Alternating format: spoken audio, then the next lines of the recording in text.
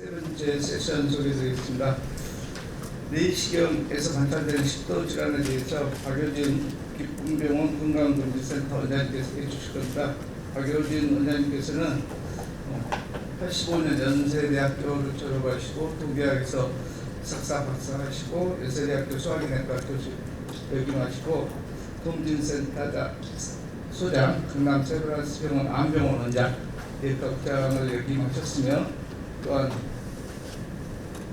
한국평화근학회 대한소화기 기능성 질환운동학회 및 2017년에는 또 아시아태평양 소화기 기능성 질환 운동학회 등 국내 학회에서 아주 중추적인 역할을 하셨고요. 또 저서로는 잘 먹고 잘 살기 작성하셨고 소화기 운동질환 아틀라스 후상성 영유형 여러 가지 저서가 있었습니다.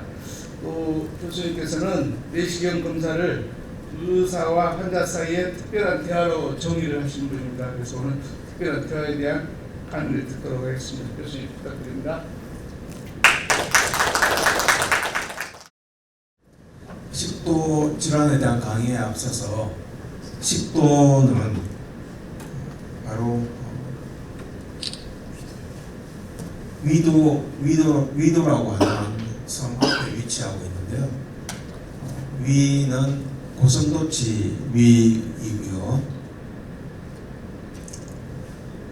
고슴도치의 먹이처럼 밥처럼 생겼다고 해서 밥섬이라고 불리우는 것을 일본 외정시대 때 일본 사람들이 식도라고 부르게 되었다고 합니다. 오늘 말씀드릴 식도 질환에 대한 내시경 소개는 그동안 30여 년 동안 내시경을 하면서 경험했던 다양한 식도 질환을 소개하는 것으로 구성하였습니다. 먼저 식도염과 기타 질환입니다.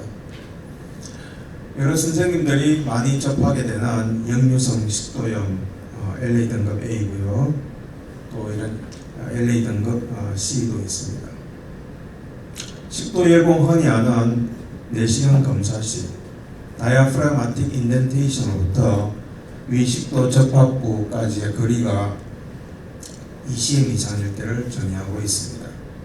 그런데 일본 내시경 학회에서 이런 미니멀 체인지라는 소견을 정의하고 발표한 적이 있었습니다. 그래서 이런 발적, 세괄 입성 변화, 점막의 조작, 백태, 불명확한 Z라인, 원형 미란 등을 미니멀 체인지라고 보고해서 과연 이 미니멀 체인지가 의미가 있는 소견인지에 대해서 한 10여 년 전에 전향적으로 다기간 연구를 수행을 한 바가 있습니다. 연구 결과상 일본 내시경학회에서 발표한 이런 미니멀 체인지의 각종 소견들이 위식도 역류 질환의 현상과는 대부분 연관성이 없다는 것을 확인한 바가 있고요. 유일하게 뮤코잘 폴드의 액센츄에이션, 즉 센티넬 폴립 같은 이런 소견만이 좀 그런 의미가 있는 그런 경향을 보임을 알 수가 있었습니다. 이런 센티넬 폴립은 미란의 하부 경계부 위점막이 융기되어서 용종 형태로 변화된 과정식성 병변이겠습니다. 항역류 치료를 하면은 크기가 감소하기도 하고 또 일부 남아 있기도 합니다. 내시경적으로 제거할 필요는 없으며 조직 생검 시 과도한 출혈이 될 수가 있습니다. 한 예를 보면은 PPI 투약 12주 후 팔로업 내시경을 했더니 이 센티넬 폴립 소견이 거의 다 소실된 것을 알 수가 있습니다. 내시경을 하다 보면은 위내 반전을 했을 때 그런 카디아색이 관찰이 되는데 위내 반전 시에 일부 식도 점막이 보이는 것을 one positive 또는 incomplete 타입이라고요. 식도 점막이 전주상으로 보일 때를 two positive, complete 타입이라고 하는데, 이런 카디아색이 two positive인 complete 타입일 경우에 식도염 병발이 더 유의하다고 합니다. 그래서 이런 incomplete 타입과 complete 타입으로 구분하기도 하고요. 서양에서는 힐스 그레이드 클래시피케이션에서 그레이드 3가 incomplete 타입이 되겠고요. 그레이드 4가 complete 타입으로 이해를 하시면 되겠습니다. 가끔 관찰되는 소견으로 샤스키 링이 있겠습니다. 편평 원주상피 접합부에 얇은 윤상 서큘란 막으로 환을 형성하는 소견으로 주로 그 식도열공 허니아와 동반된 경우가 많습니다. 대부분은 위산 역류에 의한 염증성 반응으로 생긴다고 하며 대부분은 증상이 없는데요. 이것으로 인해서 두꺼워져서 식도 내강이 13mm 이하로 좁아지면은 디스파지아가 생길 수가 있게 되겠습니다. 발의 식도는 롱세그먼트, 장분절과 단분절로 구별할 수가 있습니다. 사실 롱세그먼트는 우리나라에서 흔치가 않습니다. 과거 다기관 연구를 수행한 바에 의하면은 소화기 내과로 소화기 관련 증상으로 내원한 환자의 0.3%에서 발의 식도가 관찰되는 것을 보고한 바가 있습니다. 보통은 이제 바이옵시를 한 2개 정도 하고 그 다음에 탕 라이커 프로젝션으로 되어 있는 쪽에 하나를 하게 되고요. 롱 세그먼트인 경우에 교과서에서는 4 쿼드런트 바이옵시를 ECM 간격으로 하라고 하는데 아마 이제 출혈에 그런 우려가 있겠지요. 프라 분류에 의해서 이런 서컴프렌셜하고 맥시멀 랭스를 해서 예를 들어서 C3, M5 이렇게 기술을 하게 되겠습니다. 이런 발화식도 소견이 있을 때 컨벤셔널 엔도스코프뿐만 아니라 MBI를 통해서 그 마진 경계를 더 확인할 수도 있고요. MBI를 했다 하더라도 어떤 디스플레지아나 얼리 캔서 진단을 더 높였다는 그런 발견율이 향상되었다는 그런 연구는 약간 디베이트가 있다고 알고 있습니다. 그래서 발의 식도가 의심이 되면은 바이옵시를 이제 해야겠고요. 이 노듈이 있다든지 노듈라리티가 있다든지 궤양이 있으면은 반드시 조직 성동을 해야겠습니다. 어퍼 이소파고스에 인렛 패치라고 하는 이런 이소성 위점막이 관찰되기도 합니다. 포스트 모텀 스타디에서 약 5%에서 관찰되었다는 보고가 있습니다. 그래서 내시경을 한 20케이스를 했을 때는 한 케이스 정도는 이런 인렛 패치를 발견을 못했으면은 내시경 어퍼 이소파고스에서 너무 빨리 잡아내지 않았나. 저는 개인적으로는 퀄리티 컨트롤을 그렇게 삼고 있습니다. 이런 인렛 패치가 있을 때 할리토시스라든지 또는 몸에 이물감이 있다든지 했을 때는 그냥 APC로 지져버리고 있습니다. 심톰이 있을 경우에요.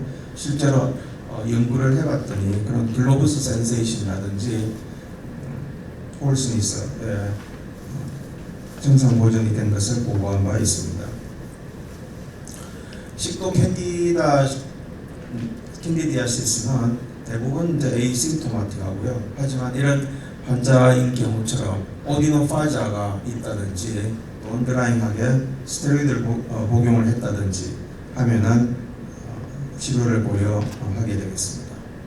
대부분은 정상적인 이뮤 스테이트라고 하면은 치료를 하지 않지만 이런 심토마틱한 경우는 풀코타나졸을 처방을 하게 되었습니다. 식도결핵 소견입니다. 중심선 이런 교양을 동반한 가장자리는 약간 비우되어 있는 이런 소견이 관찰되며 YTC한 엑스레이트가 관찰됩니다. 주변의 그 종격동과 누공을 형성했을 때는 이런 에어 버블 등이 보일 수도 있겠습니다. 배째 식도 교양 소견입니다. 콜론에서 관찰되는 언더마인 가는 딥펑테이트는 또 귀의 그 오리클 같은 마진을 갖는 얼스와 달리 배째 식도 침범은 아주 다양하게 나타나서 전형적인 소견은 없다고 하지만 이렇게 제가 겪었던 환자들은 멀티플한 이런 딥펑테이트 리전 소견들이 관찰되었습니다. 헐피스 이소파자이티스는 이런 마진에 산출물로 융기가 되어 있는 이런 궤양들이 관찰됩니다. 이런 경우에는 마진에서 바이옵시아를 하고요. 같은 바이럴 이소파자이티스 중에서 CMV 이소파자이티스는 베이스에서 바이옵시를 하면은 음체 채취율이 높다고 하죠. 삼중곤란 환자가 내원했을 때 항상 감별해야 될 것이 호산부 식도염이 되겠습니다. 이런 퓨로가 관찰이 된다든지 이런 거미줄 친 것처럼 스파이더웹 라이크 어피어런스가 보이면은 호산부 식도염을 의심해야겠습니다. 이런 롱지튜디널 퓨로, 이소파지얼 파인빙이 보이고요. 또 이런 노즐이 보이고 또는 점막이 습자지처럼 찢어지는 그런 소견들이 있을 때 호산부 식도염을 의심하게 됩니다. EOE에 대한 관심이 많아지기 전만 해도 이런 푸드 인펙션 환자를 응급실에서 내시경으로 음식만 포린바디만 이용을 했던 이런 기억이 납니다만 이런 환자들도 자세히 보면 이런 퓨로가 관찰됩니다. 그래서 이 환자도 마찬가지로 EOE와 동반된 푸드 인펙션 소견이 되겠습니다. 32세 남자 환자가 오디노파지아 연화통을 주소로 내보냈는데요. 이 히스토리를 해봤더니 밤에 자기 전에 소염 진통제를 복용하고 잠이 들었다고 합니다. 내시경을 했더니 이런 드라그 인듀스드 얼스가 관찰이 됩니다. 약제를 물 없이 마신다든지 취침 직전에 누워서 복용한 경우에 많이 생기고요. 주로 이제 생리의학 피지올로직 내로잉 되어 있는 중부식도에 잘 생기게 되겠죠. 이런 펩틱 스트릭션, 소화선 협착 소견도 관찰되고요. 또 호산부 식도염과 동반된 협착 소견이 있고 이 환자는 풍선 확장술로 치료한 경우가 되겠습니다. 62세 남자가 식도암으로 내원했고요. 이 환자는 방사선 조사 후에 생긴 협착 소견이 관찰됩니다. 이 환자는 부지네이션을 해서 연화곤란을 치료한 적이 있습니다. 부지는 사실은 알제리라는 아프리카의 나라에 부지라는 마을이 있었습니다. 이 마을은 뭐로 유명했었냐면은 웩스터 캔들 마켓으로 유명해서 장이 들어서는 날에는 이 인근 지중해 인근 연안에 있는 상인들이 다 모여서 초를 사러 이제 부디란 마을에 갔다고 합니다. 근데 손님을 많이 끌기 위해서 가게마다 물쇼, 불쇼, 원숭이도 제주 넘기고 이런 쇼들을 했는데 항상 손님이 붐비었던 가게가 자기가 양초를 만든 것을 자기가 삼켜서 식도에다가 집어넣는 그런 차력쇼를 했던 곳에서 항상 그 손님들이 많았다고 합니다. 그래서 부지네이션은 그런 거꾸로 뒤집어 놓은 모양의 웩스 캔들 같은 그런 식도의 비수술적 식도 확장술을 부지네이션이라고 합니다. 빈혈이 있고 이소파지알 웹 또는 멤브레인이 관찰되는 디스파지아 환자는 플루머 빈슨 신드롬이라고 하죠. 이 환자는 부지네이션이 필요 없고 쇼 세그멘트를 레디얼 폴스만 필요하니까 부지네이션은 엑시얼 폴스가 필요한데 이런 벌룬 딜라테이션은 레디얼 폴스만 쇼 세그멘트나 레디얼 폴스만 필요하기 때문에 이런 벌룬 딜라테이션을 하게 되겠습니다.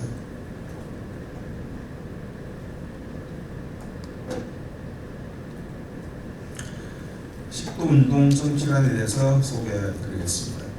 식도 내광이 현저히 확장이 되어 있고 이런 음식이 차 있으며 이 위식도 접합 부위를 스코업을 꽉 물고 있는 이런 하부식도 조인근 압력이 올라가 있는 것을 시사하는 이런 소견이 있을 때 아칼라지아를 확인하게 되겠습니다. 의심하게 되겠습니다.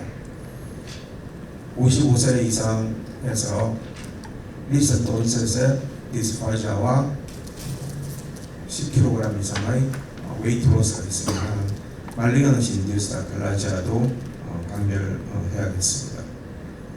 또 이런 타부식도 조인근 압력이 높으면은 음식이 잘 내려가지 않고 또 이런 압력에 의해서 혈전 타입의 이런 에피프레닉 다이버티큘럼도 관찰됩니다.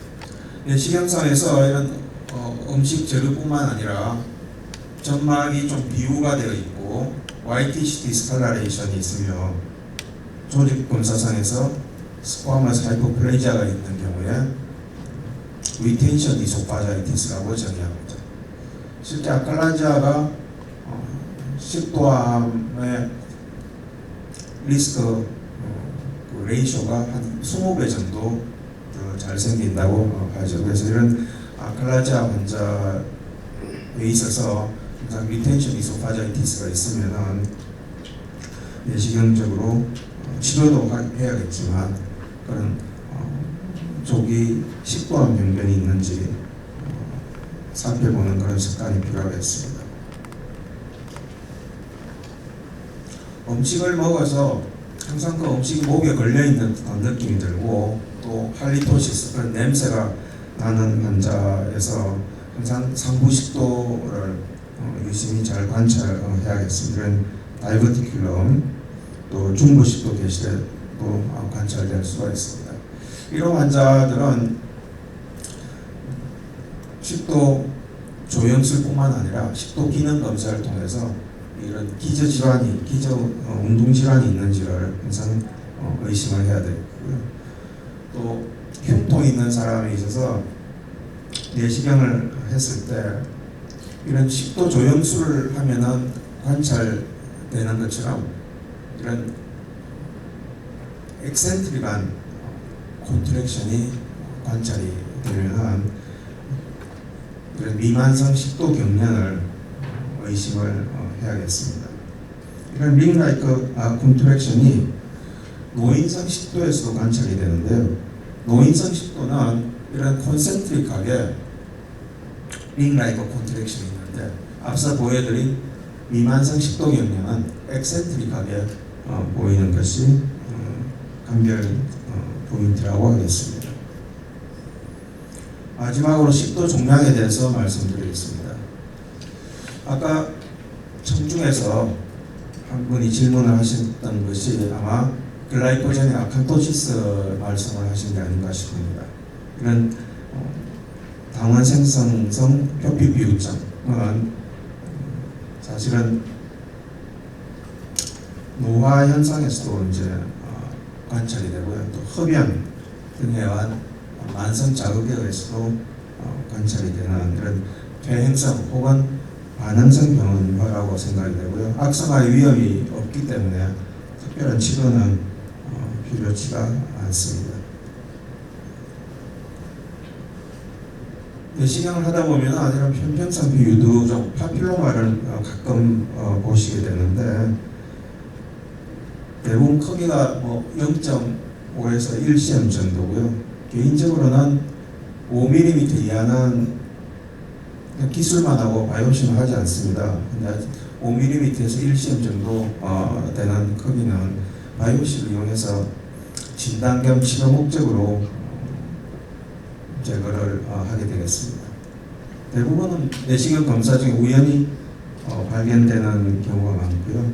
또 악성화 가능성이 매우 낮기 때문에 1cm 이상 크기가 큰 경우는 내시경 절제술이 필요할 수 있으나 또 절제술 시행 후에도 재발은 흔하지 않은 것으로 이해를 하고 있습니다. 본 케이스는 식도 점막과 종양과 이런 캔디디아시스가 같이 동반된 케이스가 되겠습니다. 식도 점막과 종양이 우연히 발견했을 때는 악성화를 시사하는 것이 3cm 이상 크기, 또 ECM 정도 되더라도 자라는 폭이 있다든지 또는 표면이 불규칙하다든지 또는 이외에서 하게 되면은 이런 인호모지너스한 그런 네이처가 보이면은 악성화를 의심해야겠습니다. 또한 거의 흔치는 않지만 이런 SMT인 경우에 디스파자가 있다든지 오디노파자가 있는 경우가 있으면은 그런 절제의 고려하게 되겠습니다. 가끔 여러분들 이런 소견들 관찰하게 하실 것입니다. 약간 노란 색깔을 띠면서 어금니 모양의 식도 종괴를 우연히 발견하게 되는데 과립 세포종이 되겠습니다. 과립 세포종은 대부분 양성이고요. 보고 리뷰 보고를 보면은 한 5% 정도에서 악성화된다고 하는데 1cm 이하는 경과 관찰은 하고 있습니다.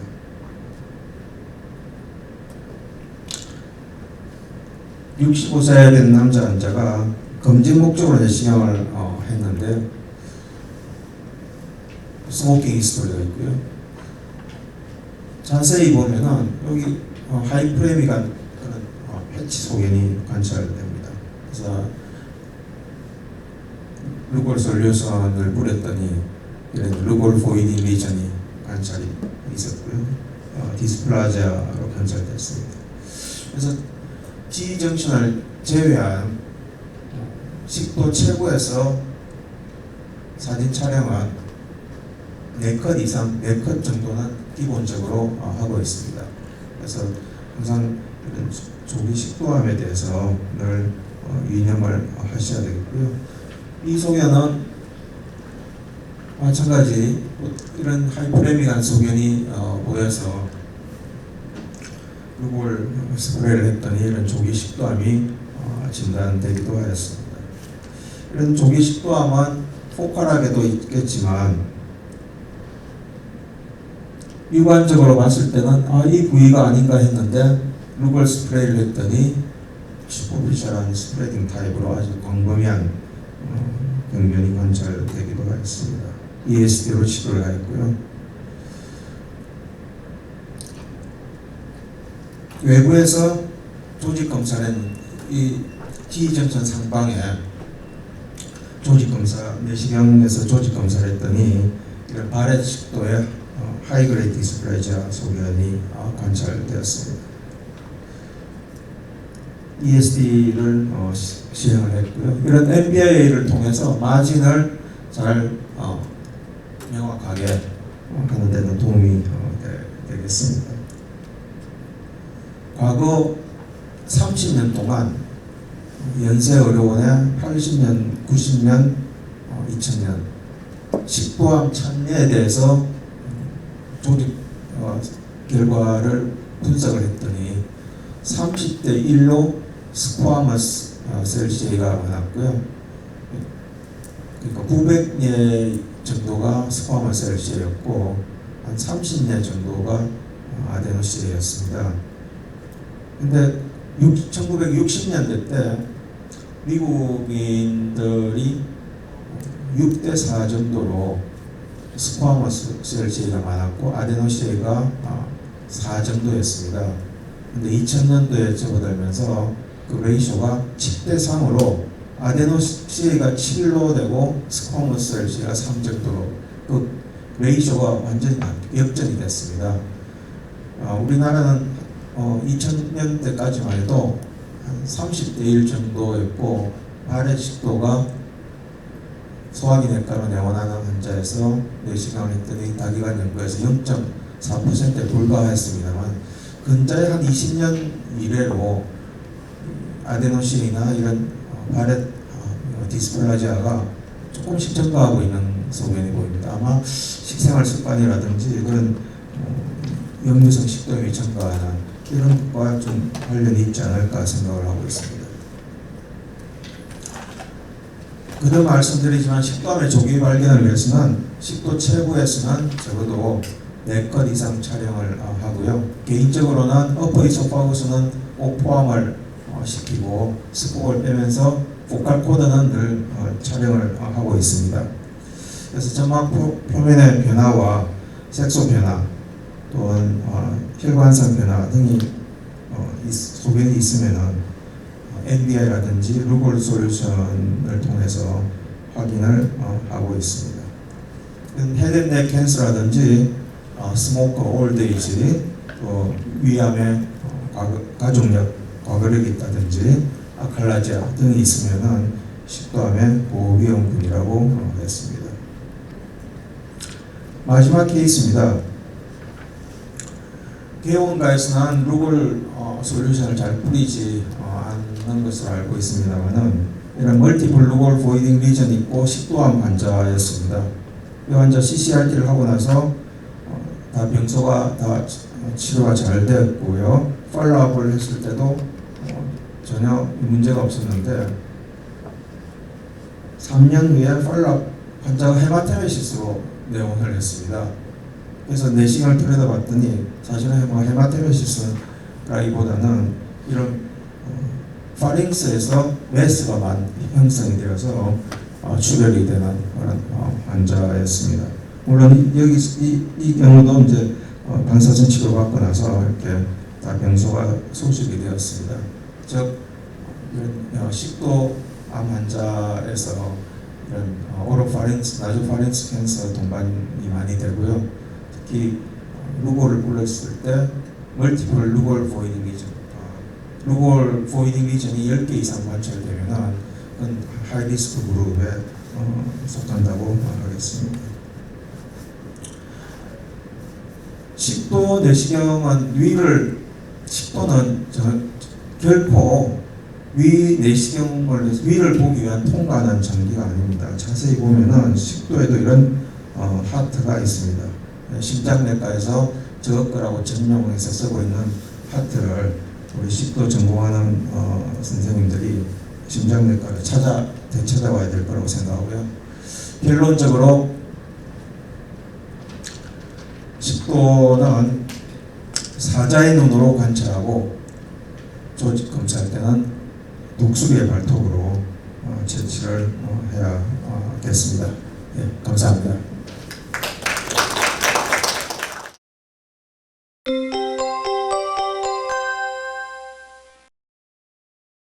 자, 지금 플로어에서 혹시 질문이나 코멘트 있으면 부탁드리겠습니다. 네.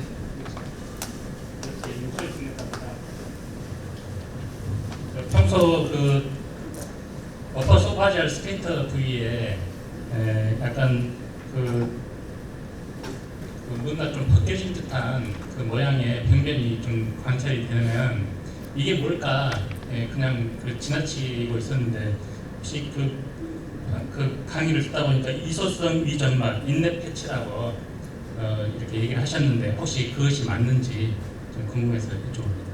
아까 보여드린 그런 소견들이 이제 인넷 배치고요. 그러니까 어퍼소파셜 스핀터 부위에 있는 보이소파셜 스프링터 바로 직하방에 있게 되었습니다. 예. 궁금증이 풀려서 네네. 감사합니다. 그래서 거기 아주 드물게는 케이스 레포트가 나와 있는데요. 거기에 이제 아데노시에도 생기고 또 헬리코박터도 뭐 발견됐다고 그런 이제 보고도 있기 때문에 결코 어퍼 이소파고스 쑥 빼다 보면 그 제대로 관찰 못하는 경우가 많지 않습니까? 그래서 항상 보컬 코드를 찍는다 생각을 하면 어퍼 이소파고스를 천천히 자세히 볼 수 있을 것 같습니다. 그럼 인리트 패치를 하이옵실 해야 되는 거예요? 꼭? 발표 안 합니다. 네. 교수님 정말 다양한 사진을 많이 보여주셔서 너무 좋았던 것 같습니다. 특히 저 인넷 패치가 증상을 일으킨다는 말씀 듣고 상당히 그럴 수도 있겠다 정말 배웠던 시간이었던 것 같습니다. 제가 궁금한 거는 사실 요새는 이제 이미지 인핸스드 내싱이 많이 발달을 했는데 교수님도 잠깐 말씀해 주시긴 했지만 우리가 식도 병변을 찾는 데 있어서 루틴하게 역시 MBI를 켜보는 게 혹시 도움이 되지 않나요? 사실은 컨벤셔널 엔도스코프로 자세히 보는 거에 저는 그런 이 영상 증강 엔도스코프이 필적하지 않는다고 개인적으로 생각합니다. 하지만 이 의심이 되면은 MBI도 켜고 자세히 봐서 어떤 병변이 정말 있는지를 확인하고 있습니다. 교수님 마지막 결론에서 독수리 발톱을 보여주셨는데 사실 식도에서 이렇게 많이 잡으면 사실 블리딩이 좀 많이 있는 것 같아서 혹시 바이옵시를 어떻게 해야 블리딩이 생기면 잘 할 수 있을지 좀. 전에는 뭐 바이옵시 출혈이 되면은 뭐 그냥 째려보고 있으면 저절로 다 지혈이 돼서 크게 뭐 걱정은 안 했습니다만은 고상부 식도염 같은 경우라든지 발해식도가 의심이 되는 발해식도는 이제 인테스타 메타플라자가 있어야 발해식도고요. 컬럼나 라인데 이소파고스가 있으면 바이옵시를 해서 발해식도인지 아닌지를 확인을 해야 하겠는데 그럼 저는 개인적으로 EOE 같은 경우도 이 미드와 디스탈에 각각 2개씩 하고 스토마과 듀오데넘의 레퍼런스 바이옵시 하라고 되어 있는데 개인적으로는 그렇게 많이 하지 않습니다. 말씀하신 대로 그런 블리딩이 항상 좀 우려가 있어서 그렇게 막 아까 얘기한 뭐 ECM 간격으로 4쿼드런트 그렇게 하고 있지는 않습니다. 최소한으로 바이옵시를 하려고 하고 있고요. 아까 그 센티넬 폴립도 정말 센티넬 폴립과 유사한 캔서가 있었습니다. 그래서 센티넬 폴립은 그냥 PPI에서 팔로업해서 꼭 저는 한 6개월 있다가 확인을 하는 습관이 있는데 굳이 저 센티넬 폴립도 바이옵시를 할 필요가 없다고 생각합니다. 이준행 교수님 맞습니까? 아까 교수님 그 24세 남자 환자 그 후상성 식도염 스트릭처 같은데 의사가 치료가 늦어서 스트릭처가 온 건가요? 이제 만약에 우리 임상 의사가 에어졸 소파덴트 빨리 진단하고 처치했으면 알았을 그렇습니다. 네네. 이제 스트릭처라든지 그런 보통은 이제 EOE가 크론 병합과 비슷한 임상상을 보입니다. 인플라마토리 피노타입과 파이브로스테노틱 피노타입을 보이는데요. 인플라마토리 피노타입이 아까 보여드린 피로라든지 이데마가 있다든지 엑스트레이트가 있다든지 이런 소견이 있는데 전에는 그런 non-obstructive dysphagia가 있었을 때 그 EOE에 대한 개념이 없어가지고 그냥 치료 안 하고 내버려 뒀었는데 EOE에 대한 그랬을 경우에 이제 파이브로스테노시스로 진행이 되어서 스트릭처가 오는 경우가 있었습니다. 그런데 최근에 와서는 인플라마토리 피노타입일 경우에 이제 초치료로 PPI를 쓰고 있어서 최근에 와서는 스트릭처 환자는 거의가 아니고 스트릭처 환자는 본 적이 없습니다. 다음 추가 질문 없으시면 세션 마치도록 하겠습니다. 박 교수님께 박수 부탁드립니다.